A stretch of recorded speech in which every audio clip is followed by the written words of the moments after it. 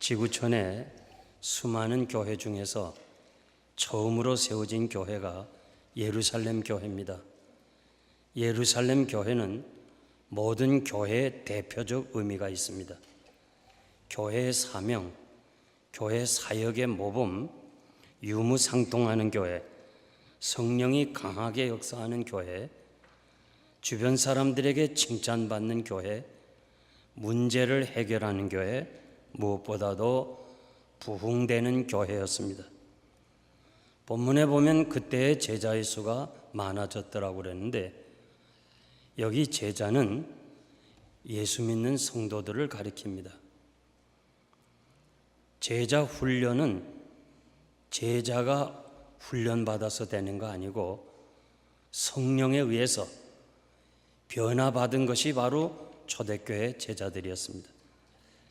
예루살렘 교회는 마가 다락방에 모인 120명의 성도들로 시작해서 불과 1년 만에 2만 명에서 2만 5천 명이 되었다고 렌스키 구약 주석자는 해석을 했습니다. 이해가 되는 것이 베드로가 한 번 설교할 때마다 3천 명이 회개하고 하나님 앞에 돌아왔습니다. 요즘 미국이나 한국 교회가 성장이 멈출 뿐만 아니라 계속 줄기 때문에 하나님 앞에 기도하고 성령의 도움을 통해서 교회를 회복시켜야 되는데 여러 가지 인간적인 방법을 사용하고 있습니다. 어느 한 교회가 어느 한 방법으로 성장시켰다고 하면 모든 교회들이 따라서 본을 받아서 결국 교회에 적용하면서 적지 않은 문제가 일어나는 것이 오늘의 현실입니다. 교회 성장 세미나가 많은데 세미나를 통해서 교회가 부흥되는 거 아니에요. 세미나를 통해서 배우는 게 아니고 사도행전에서 배워야 되는 것입니다. 성경에 다 기록이 되어 있어요. 교회 성장은 하나님이 하셔야 되는 줄 믿습니다. 예루살렘 교회를 통해서 우리에게 가르쳐 주시는 교회 부흥의 방법이 있습니다.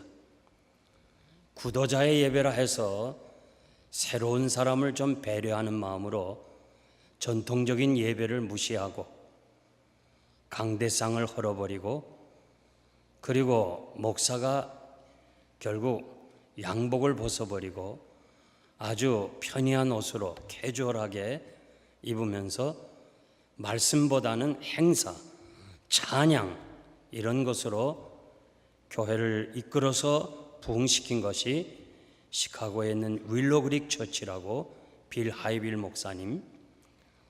그래서 한국 교회가 열린 예배라고 해서 예배 형태를 많이 변형시켰습니다. 그런데 이 빌 하이빌 목사님이 자신이 신앙 고백을 했습니다. 나는 실패한 목사다. 내가 그렇게 목회를 했더니 성도들의 깊이가 없고 잘못된 목회였다. 그래서 지금 여러 가지 문제로 인해서 이분은 조기 은퇴를 하게 돼 있습니다. 요즘 맥주와 예배를 결합시켜서 텍사스 포트워스 있는 갈보리 루터 교회 필립 하인즈 목사는 낮에는 주일 낮에는 예배당에서 예배드리고 저녁에는 5시부터 6시 30분까지 술집을 빌려서 맥주를 마시면서 거기서 성경 공부를 하고 찬양 대신에 이 대중음악을 듣고 그리고 젊은이들과 만나서 대화를 해요. 이것이 부흥이 된다고 해서 지금 미국 교회들마다 맥주와 예배를 결합시키고 있습니다. 미시간주에 있는 맥 비스타이 목사는 술에 취하는 것은 죄지만 친교를 위하여 술을 마시는 것은 하나님의 선물이다. 그렇게 얘기를 했어요. 한국도 머지않아 따라갈 겁니다. 지금도 맥주 마시는 목사님들이 생각 외로 많아요. 찬양대가 연습이 끝나면 목마르다고 맥주 마시는 교회들이 많이 생겼어요. 여러 가지 교회 이벤트 행사를 준비해 가수를 불러온다든지 연예인을 불러오고 소개팅을 하고 새신자에게 경품을 주고 전도를 많이 해온 사람에게는 전도왕이라고 그래서 승용차를 하나씩 주고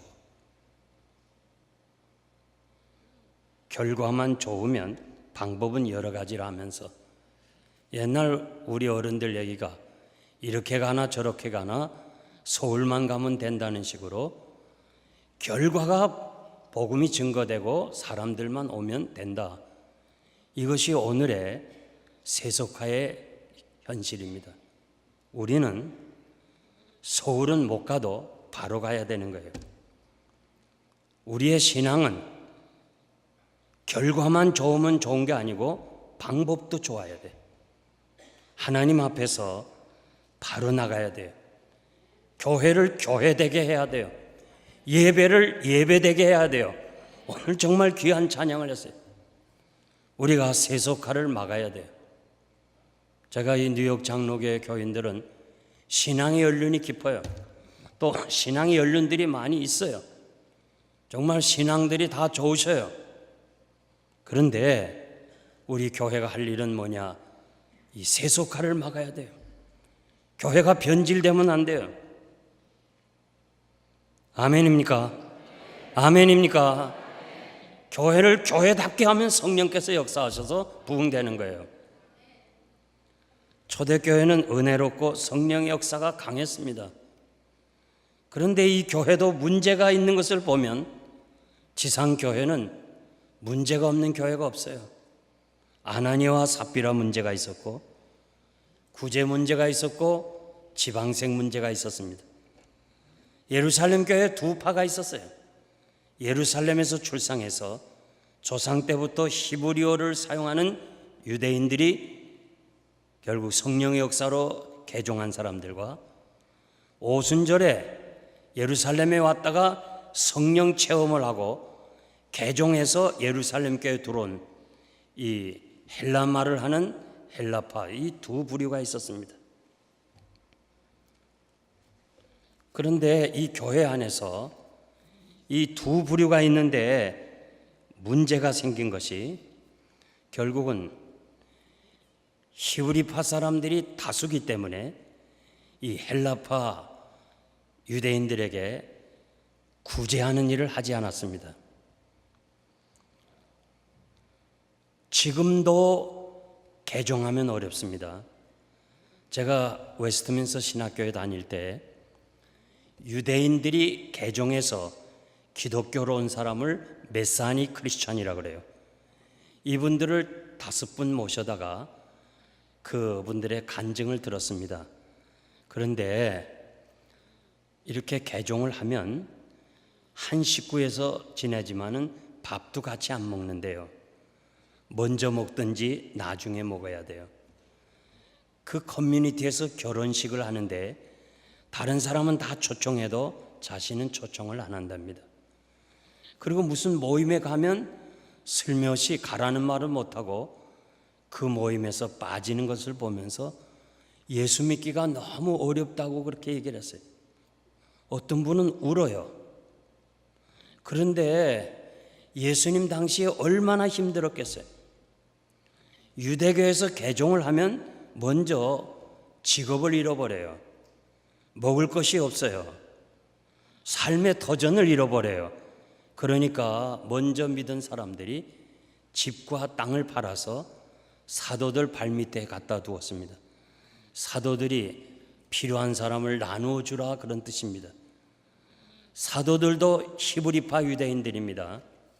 그런데 어찌된 일인지 모르지만은 결국 헬라파 유대인들에게 구제하는 일을 하지 않았기 때문에 이들이 원망을 했습니다. 여러분, 원망은 항상 상향성이 있어요. 누구에게 원망하든지 간에 하나님께 원망하는 거예요. 원망은 전염성이 있어요. 그래서 불평하거나 원망하는 사람과 같이 있으면 자신도 모르게 불평하게 돼요. 그래서 당을 짓게 돼요. 결국은 하나님 앞에서 멸망을 받는 걸 여러분들이 잘 알아야 돼요. 고린도전서 10장 10절에 보니까 저희 중에 어떤 이들은 원망하다가 멸망시키는 자에게 멸망하였나니 너희는 저희와 같이 원망하지 말라. 책임을 남에게 돌리는 자는 성공할 수 없어요. 원망이나 불평은 불신앙입니다. 사람들에게 원망은 하지만 사실은 사람을 지으시고 그 사람 속에서 역사하시는 하나님의 섭리를 향하여 대항하는 것입니다. 초대교회가 이 어려운 문제를 어떻게 해석해요? 지금 히브리파와 헬라파가 지금 두 파가 어쩌게 되면 교회가 분열해야 되는 이런 어려운, 성령이 강하게 역사하시는데도 두 부류가 서로 원망하고 있었습니다. 이 어려움을 어떻게 해결했는가? 사람을 선택해서 해결을 시켰어요. 우리 같으면요, 무슨 문제가 있으면 그만둬라. 구제 문제로 지금 교회가 어려우면 그만둬라. 갈 필요 없다. 혹은 나는 안 하겠습니다. 난 이제 더 이상 일 안 하겠습니다. 그렇게 해서 해결하는. 그리고 나눠주는 사람을 좀 불러다가 추궁을 해야 되는데 왜 그렇게 분배를 잘못했느냐? 추궁해야 되는데 그런 거 안 했어요. 초대교회는. 어떻게 했느냐? 사도들부터 다 자기 잘못을 깨닫고 회개했어요. 히브리파 사람들 회개했어요. 그거 어떻게 하느냐? 성경에 있느냐? 오늘 7사람의 집사의 이름을 보니까 전부 헬라식 이름이에요. 그러니까 헬라파 사람 7명을 세워줬어요. 왜 세웠느냐? 우리가 다수가 우리 자신이 잘못했구나, 저 소수의 사람을 무시했구나 하면서 사도부터 모든 사람들이 다 회개하고 하나님 앞에서 바로 선택을 했어요. 그리스도의 몸인 교회가 상처받지 않도록, 그리스도의 몸인 교회가 부흥하기 위해서 히브리파 유대인들은 기득권을 포기했어요. 쉽게 설명하면 굴러들어온 돌이 박혀있는 돌을 내보내고 그 자리에 앉은 것과 같아요. 기득권을 주장하면 교회는 부흥이 안 됩니다. 여러분들이 꼭 명심해야 될 것은, 정말 우리가 초대교회에서 본받아야 될 것이 뭐냐, 이 뉴욕 장로교회가 해야 될 것이 뭐냐, 이건 우리 교회인데 하면서 새로운 사람들을 배척하거나 무시하면 교회가 부흥이 안 돼요. 항상 우리는 이 교회 부흥을 위해서 내 자신을 내려놓을 수 있어야 돼요. 나보다 더 훌륭한 사람이 오면 그 사람에게 그 직분을 넘겨줘야 돼요. 제가 장로님 한 분하고 개척을 했어요. 그 이듬해 한 분이 오셨어요. 이 개척하신 장로님이 자기가 하는 일을 모두 다 그분에게 줘요. 그러니까 또 제3의 사람이 오니까 두 번째 받은 사람이 다 장로님 하세요. 그래서 장로님들이 70명이 넘는 대교회가 됐어요. 우리가 이 예루살렘 교회를 통해서 본받아야 될 것은, 이것은 내 교회인데 내가 섬겼는데, 이런 기득권을 생각하면 미래가 어두운 거예요. 헬라파 유대인들이 지도자가 됐다고 해서 그러면 교만하고 행세했는가? 그거 아니에요. 이 헬라파 지도자들이 7명이 아주 철저하게 섬김의 본을 보임으로 인해서 결과가 뭐예요? 교회가 부흥되고 놀라운 기적의 역사들이 일어났습니다. 오늘 저녁 우리는 9명의 임직자를 선택합니다. 바로 여러분이 선택한 거예요. 지금까지는 당회원들이 후보자를 내세워서 간접 투표를 했다면, 오늘은 여러분들이 직접 뽑은 사람이에요. 여러분들이 위하여 기도해 줘야 돼요. 이분들을 통해서 무엇인가 할 수 있도록 여러분들이 최선을 다해서 도와줘야 될 줄 믿습니다. 이미도 섬김을 받기 위해서 선택되신 여러분들과, 특별히 오늘 세움을 받은 9명은 진정으로 무엇을 해야 되느냐, 어떻게 살아야 되느냐, 이 두 가지, 내가 이 교회를 위해서 무엇을 해야 되며 내가 이 교회를 위해서 어떻게 살아야 되는가, 예루살렘 교회를 통해서 여러분들에게 말씀드리길 원합니다. 첫째는 우선순위가 분명해야 돼. 2절에 보니까 우리가 하나님의 말씀을 제쳐놓고 공개를 일삼는 것이 마땅치 않다. 우선순위가 말씀 전하는 거예요. 그리고 복음 전하는 거예요. 교회 앞에서 우리가 할 일이 많아요. 그러나 말씀 전하는 것이 제일 먼저라는 거예요. 말씀을 통해서 은혜를 받아야 돼요. 은혜 받으면 모든 문제가 생겨도 다 없어져요. 그러나 아무리 행사가 많고 많은 사람이 일한다 할지라도 말씀이 없으면은 결국 배고프면 우는 거예요. 아이들이 왜 울어요? 배고파서 울지 않아요? 그렇기 때문에 여러분들은 목사님이 앞으로 목회할 때 목사님을 잘 도와줘야 돼요. 목사님 말씀을 잘 전하도록 여러분들이 기도해 줘야 되는 거예요. 요즘 한국교회 보면요, 말씀이 너무 약해요. 왜 약하느냐? 이 작은 교회가 그냥 일부만 보면 되는데 1부, 2부, 3부를 봐요. 그러니까 15분에서 20분밖에는 설교를 못해요. 왜냐하면 자동차가 들어오고 나가야 되니까. 그래서 제가 한국에 집회하면은요, 목사님 20분만 해주세요. 15분 설교하면 더 좋습니다. 제가 부흥에 가서 어떻게 15분 20분 설교하겠어요. 그래서 조금 늦어지면요, 이 목사님이 축도가 끝나자마자 빨리들 나가세요 그래요. 난 깜짝 놀랐어요. 그 소리 처음 들었어요. 빨리 왜 안 나가? 빨리 나가, 빨리 나가. 뉴욕 장로교에서 많이 빨리 나가라고 하면 이해하고 갈 거예요 다. 일주일에 20분 말씀을 듣고 어떻게 이 험한 세상, 악한 세상에서 신앙을 유지할 수 있냐 그 말이에요. 아마 나이 드신 분 알지만 여러분들이 어린 시절에 말씀을 들을 때 우리는 목사님 통해서 1시간, 2시간 설교를 들었어요. 우리가 그 어려운 시대에 그래도 힘이 되고 세상에 세속화되지 않는 것은 말씀을 들었기 때문에 그런 거예요. 여러분들이 앞으로 이 교회가 여러 가지 행사가 중요하지만 하나님의 말씀을 제쳐놓고 할 행사는 하나도 없어요. 항상 이 강단에서 말씀이 풍요로워야 될 줄 믿습니다.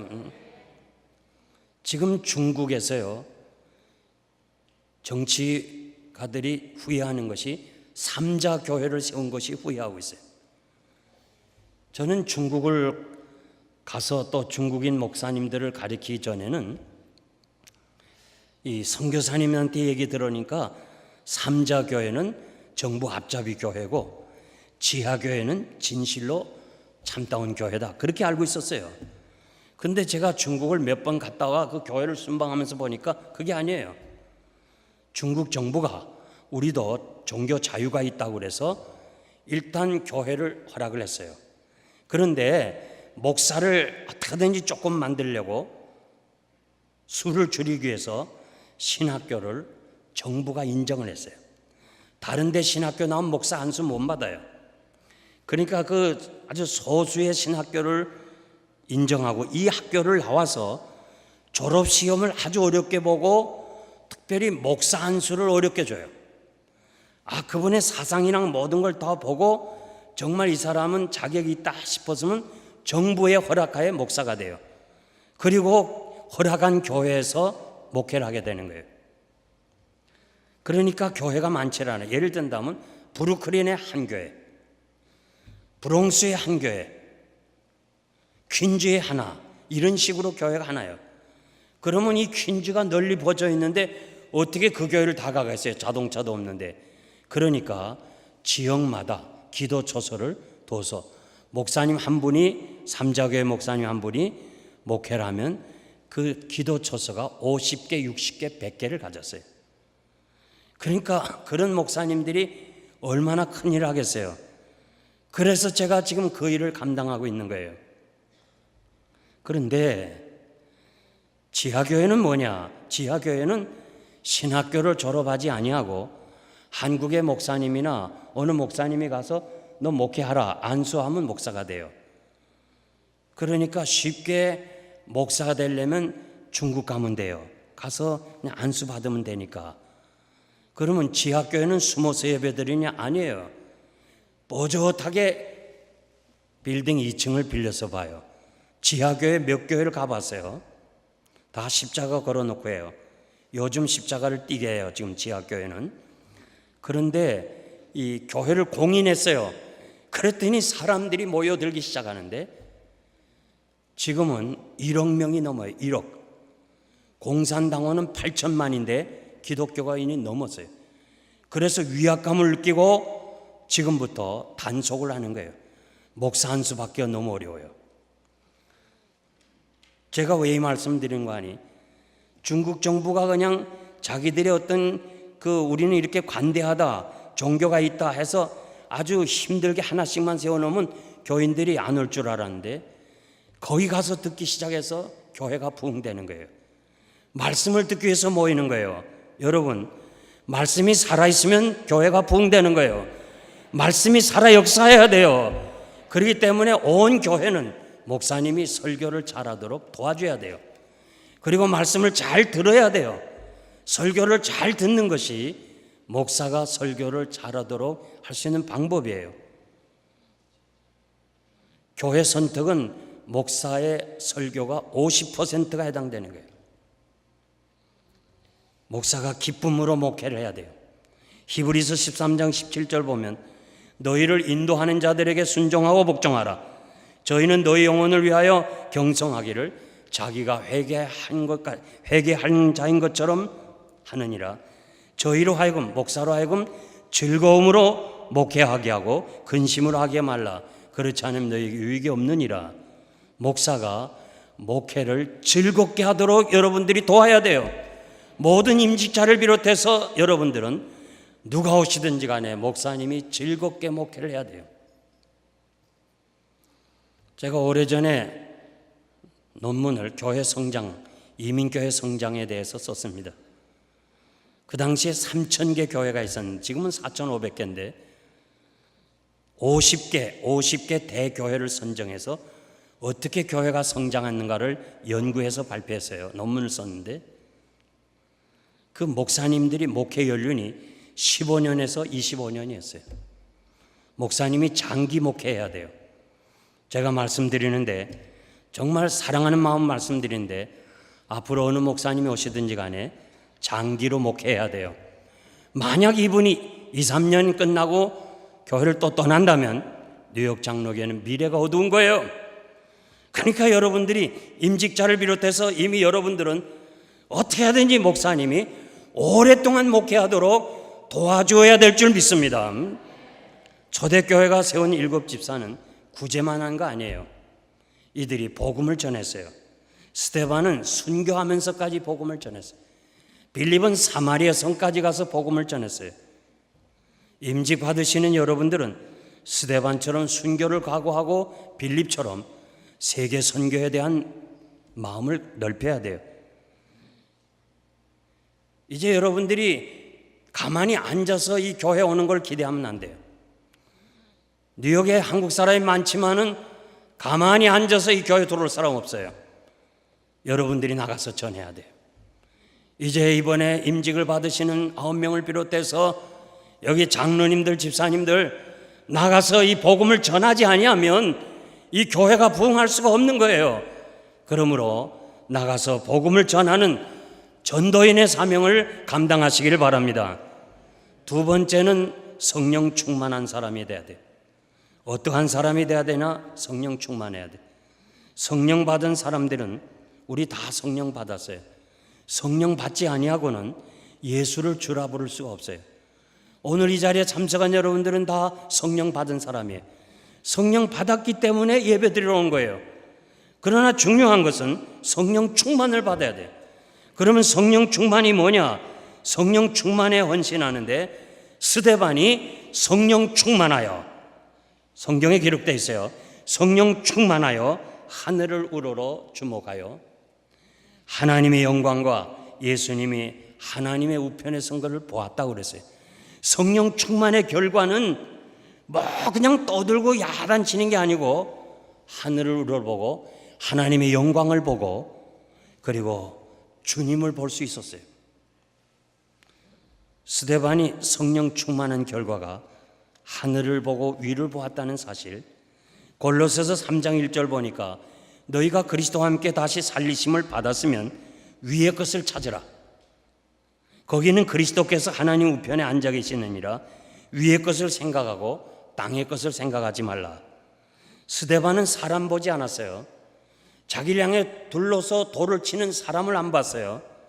만약 사람을 보면 개 중에는 자기가 아는 사람도 있을 거예요. 그런데 성령 충만한 스데반은 사람을 보지 않았어요. 위를 쳐다봤어요. 하나님을 봤어요. 우리 주님을 보았어요. 사람을 기쁘게 할까 하나님을 기쁘게 할까? 사람을 기쁘게 하면 난 하나님의 종이 아니라고 그랬어요. 제자들은 예수님을 랍비어, 선생님이라고 호칭했어요. 사도 베드로는 주는 그리스도시요 살아계신 하나님의 아들입니다, 그렇게 불렀어요. 그런데 유일하게, 성경에 유일하게 스데반이 성령 충만하여 뭐라고 불렀어요? 하늘을 찾아보면서 인자를 보았다고 그랬어요. 인자라는 말이 한 번 처음 나오는데, 인자가 뭐냐? 다니엘서 7장 13절에서 14절 보니까 메시아라고 그랬어요. 그러니까 성령 충만하니까 예수를 어떻게 봤어요? 메시아로 봤어요. 이것이 성령 충만한 사람의 결과예요.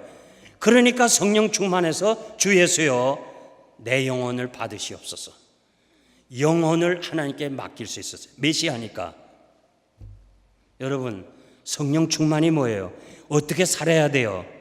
자신의 생명까지 의탁하는, 내 생명도 주의 것입니다. 내 생명을 전부 바칩니다. 주의 영광 위해서 나를 사용해 주세요. 죽어도 주님, 살아도 주님입니다. 이렇게 자기의 생명까지 의탁하는 사람이 성령 충만한 사람이에요. 이러한 여러분들이 되시기를 바랍니다. 사도행전 20장 22절에 보니까 사도 바울은 보라 내가 이제 심령의 매임을 받아 예루살렘으로 가는데 거기서 무슨 일을 만날는지 모른다. 결박과 환난이 나를 기다린다 하나 주 예수께 받은 이 복음 증거하는 일을 마치려 하면은 나의 생명을 조금 더 귀한 것으로 여기지 않는다. 여기서 심령의 매임을 받았다. 이 말이 무슨 말인 거 아니? 심령이라고 번역된 것은 원문에 그 영이다. 그 영 뭐예요? 정관사가 붙은 성령이에요. 그러니까 바울은 자기가 결심하는 거 아니에요. 내 결심으로 순교하는 거 아니에요. 성령에 잡혀가지고 포로가 돼가지고 그냥 자기도 모르게 예루살렘으로 간다고 말해요. 포로가요 적군에게 잡히는데 자기 마음대로 해요? 적군이 그냥 지시하는 대로 따라가야 돼요. 이것이 바로 성령의 충만한 결과예요. 여러분, 성령 충만하면 성령의 포로가 되는 거예요. 내 뜻은 없어지고 오직 주께서 인도하시는 대로, 주의 원하시는 대로 살아가는 거, 이게 성령 충만이에요. 바라건대 이번에 임직 받으시는 분, 오늘 안수를 받을 때 성령 충만하기를 바랍니다.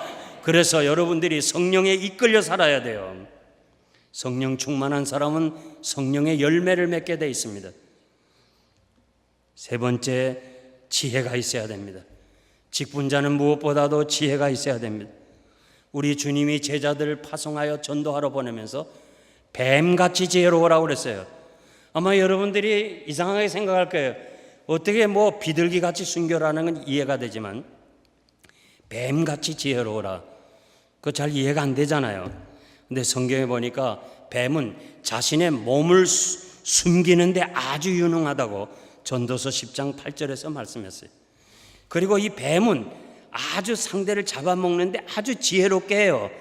아모스 5장 19절이에요. 그래서 예수님 당시에는요 관용구가 있는데 바로 뱀은 사려 깊고 분별력 있고 그리고 행동한다는 뜻으로 사용된 말이 뱀처럼 지혜로우라고 그래요. 그러니까 우리 주님이 제자들 파송하면서 너희가 숨을 때는 숨고 또 할 때는 하고 이렇게 지혜롭게 하라 하는 뜻으로 관용구를 사용했어요. 지혜는 어디서 오는가? 여호와를 경외하는 것이 지혜의 근본이다. 잠언 9장 10절 말씀이에요. 여호와 경외하는 것이 지식의 근본이다. 잠언 1장 7절이에요. 하나님의 말씀은 지혜를 가지고 오는 거예요. 그래서 저는 임직자들 6개월 동안 창세기서부터 계시록까지 전부 시험을 다 쳤어요. 왜? 시험을 통해서 성경을 알아야 돼요. 보세요. 스데반 집사 구제하는 거 아니에요. 그가 설교한 걸 보니까 아브라함부터 시작해서 예수님까지 설교를 얼마나 잘했는지 몰라요. 사도행전 7장을 집에 가서 한번 보세요. 정확하게 설교를 했어요. 왜? 성경을 잘 알았기 때문에. 빌립 집사 이디오피아 내시에게 성경 해석한 것 봐요. 정확하게 해석했어요. 우리가 성경을 많이 알아야 돼요. 그래야 지혜로운 사람이 돼요. 잠언 4장 5절 보니까 지혜를 얻으며 명철을 얻으라. 6절에 보면 지혜를 버리지 말라. 지혜가 너를 보호하리라. 지혜를 사랑하라. 지혜가 너를 지키리라. 요즘 사람들은 아는 게 너무 많아요. 나이 드신 여러분들은 우리 세대에 너무 모르는 게 많았어요. 요즘 정보가 얼마나 많은지 몰라요. 애들이 우리보다 더 잘 알아요. 이렇게 많은 것을 알아요. 그런데 중요한 것은 지혜가 부족해요. 지혜가 부족해요. 교회 열심히 충성해요. 또 섬기길 잘해요. 그런데 지혜가 없어서 섬기고서 상처를 줘요. 지혜가 없는 사람들이 교회 일하면요 반드시 상처를 줘요. 그러니까 임직자들에게는 지혜가 필요해요. 어디서 오느냐? 하나님의 말씀을 통해서 지혜가 충만하시길 바랍니다. 마지막으로 칭찬받는 사람이에요. 7명은 칭찬받는 사람이었어요. 칭찬이라는 말은 인정된다, 증거된다 그런 뜻이에요. 아벨이 가인보다 더 나은 제사를 하나님께 드림으로 의로운 자라 하시는 증거를 얻었으니 하나님이 그 예물에 대하여 증거하시느니라. 아벨은 하나님 앞에 인정을 받았다는 거예요. 여러분, 이 증거하심이라는 이 단어와 칭찬이라는 말이 동일한 말이에요. 동일한 단어예요. 하나님이 인정하시면 칭찬받는 거예요.